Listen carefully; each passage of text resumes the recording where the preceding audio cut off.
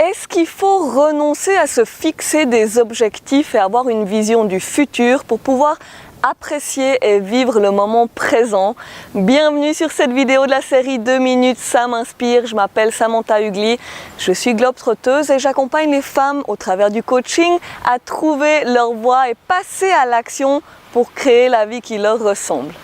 Et si tu me suis sur cette chaîne ou sur les réseaux sociaux, tu sais que je parle beaucoup du fait d'oser vivre la vie qui nous fait vibrer et d'oser le changement si notre situation actuelle ne nous plaît plus et de se mettre en chemin vers une vie qui nous correspond vraiment, une vie sur mesure et de réaliser simplement les projets qui nous tiennent à cœur. Et pourtant, le bonheur, il est ici et maintenant et on l'entend de plus en plus souvent. Il y a même des études qui prouvent que les moments où on est le plus heureux, c'est quand on est ancré dans le moment présent et qu'on pense ni au passé et qu'on ne se soucie pas du futur. Et on sait aussi que ce ne sont pas des éléments extérieurs comme des personnes, des projets, des objectifs ou du matériel qui nous amènent le bonheur, la paix, l'apaisement, mais que c'est à l'intérieur de nous-mêmes. Alors, est-ce que ça veut dire qu'il faut simplement se satisfaire et se contenter de notre situation actuelle sans avoir de vision future, de vision de demain, d'après-demain, du mois prochain ou de l'année prochaine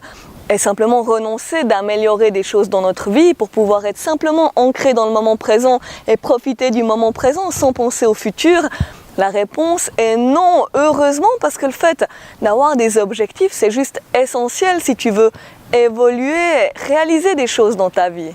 Mais l'erreur que font la plupart des gens, et je la faisais aussi, c'est de courir d'un objectif à l'autre en étant persuadés que c'est cet objectif qui va les rendre plus heureux, qu'ils seront plus heureux une fois qu'ils auront des enfants, une fois qu'ils seront en couple, une fois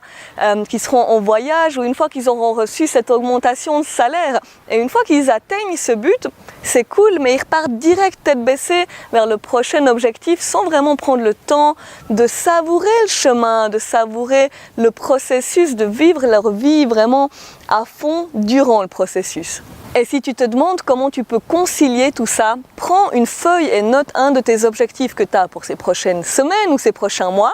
et essaye de le découper en toutes petites étapes que tu peux mettre en place chaque jour. Par exemple, écrire un texte ou contacter quelqu'un, faire des recherches sur Internet, ce genre de choses-là. Et réfléchis aussi comment tu pourrais mettre en place une habitude, quelque chose que tu peux vraiment faire chaque jour. Alors l'idée, c'est d'avancer étape par étape, pas à pas vers ce rêve qui t'anime, qui te donne envie de te lever tous les matins, mais sans te concentrer sur le résultat. Simplement te concentrer sur chaque étape, mettre ton attention sur chaque étape et profiter en fait du chemin. Et si tu as envie d'avancer vers un de tes objectifs, si tu as envie de créer la vie qui te ressemble, tu peux me contacter, ça peut être une des étapes, via le formulaire qui est juste en dessous dans la description de cette vidéo et ça te permettra d'obtenir un bilan personnalisé gratuit avec moi. Et si tu as aimé cette vidéo, tu peux la commenter, tu peux t'abonner aussi juste ici et je te dis à la prochaine vidéo. Ciao!